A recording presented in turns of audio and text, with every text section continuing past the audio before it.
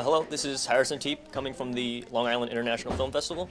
I'm here with Anthony DiFranco, director of Roll Call, right? And so this is obviously a very kind of powerful subject to make a film about. Was there any source of personal inspiration to pursue this project? I myself have never been disabled. I don't have disabled people in my family, but I met a group of disabled people in the dance world, which I'm part of.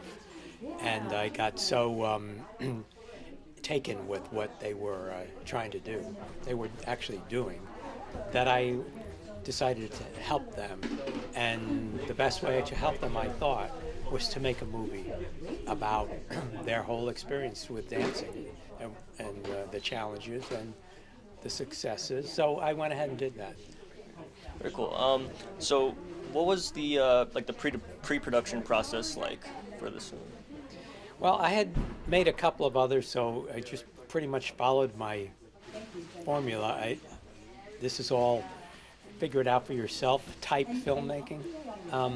I knew what I had to do. I had to have a good camera, so I bought a Canon 5D.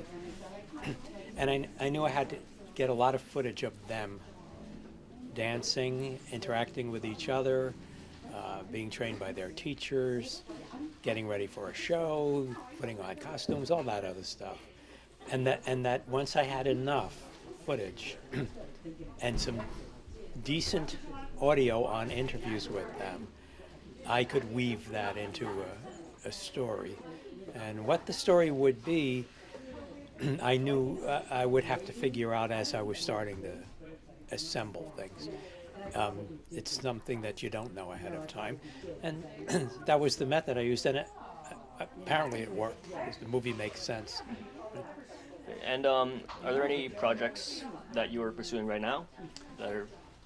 Yeah, I besides being a dancer and dancing a lot, I'm also somebody who goes to theater a lot, particularly local theater.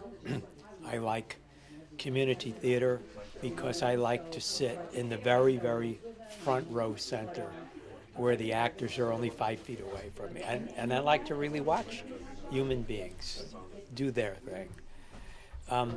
So I've been doing that for years, so I thought, that's a similar kind of idea. That's an interesting documentary. People who do things for love, like the people in my movie, the one we just showed.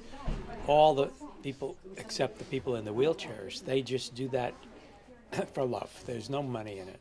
They don't charge anybody anything. So acting is very similar, and the directors, the actors, the producers, the people who own the theaters, this is not a big enterprise.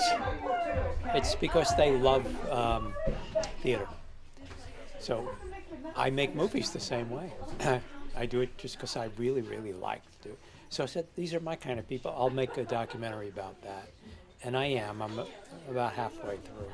And I'm using the same method that I used before. A lot of footage, a lot of interviews, a lot of shooting on the street, actually, so that the theaters have a context. and that it becomes really a Long Island story. That's what I'm up to right now. Okay. And so as far as the process of actually making a movie, is there a lot of, as far as locations, is there a lot of permitting and process for actually finding, being able to shoot in these locations, or are you able to just go in? And... Well, I used to make narrative films from my own scripts, and I had to acquire locations, I had to get permits, had to get insurance, I had to do all that stuff. And once I moved into documentary filmmaking, the idea was to keep it very simple. I do shoot on the street a lot, but there's no crew, there's just me. Sometimes I just shoot myself. So nobody bothers me, and I don't even think there's any rules or laws against it. So some people call it guerrilla filmmaking. That's pretty much what I do. It's fun. I like to shoot on the street. And then sometimes I need to use a restaurant, a store, or this or that. I often will just walk in with the camera equipment. I'll either steal the shot, or I'll start chatting and schmoozing sincerely with the people, and then say, hey, you mind if I do a shot here? Or would you like to be in this movie? And they almost always say yes. So I get the footage I need that way. It's kind of a fun way to do it. And for so documentary filmmaking is your primary what you like doing the most? Well, lately it is.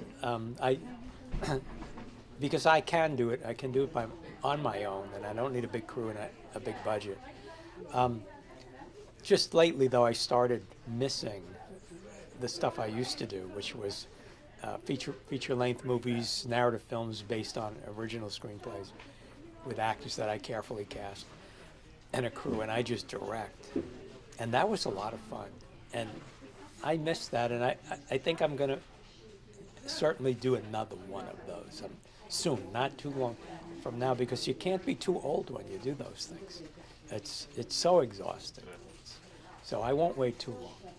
Very cool. And as far as any like young filmmaker trying to get started, is there any like one piece of advice that you'd give them? Yeah, it's acquire a camera. It doesn't have to be a big expensive one.